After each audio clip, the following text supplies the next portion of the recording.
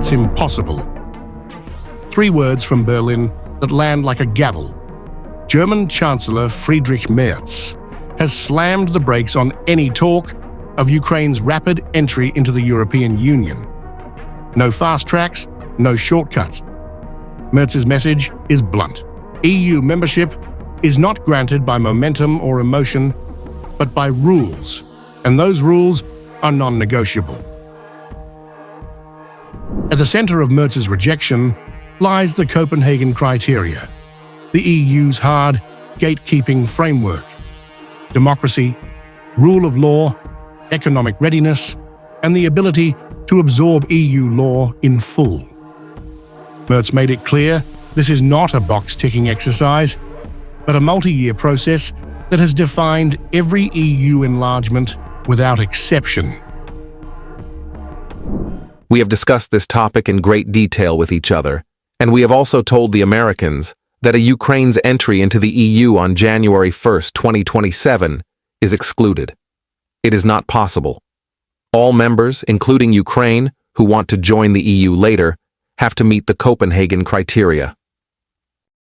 The processes usually take a few years. Ukraine must have a perspective to become a member of the EU. But this is a long-term process.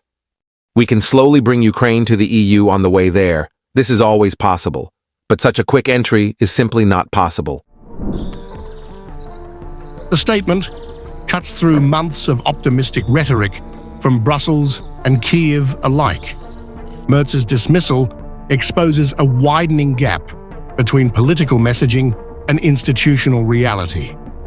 Aspirations, he suggests, cannot substitute compliance. In Europe's largest economy, patience has replaced promises. Germany's stance matters. Berlin is not a bystander in EU expansion. It is the engine room.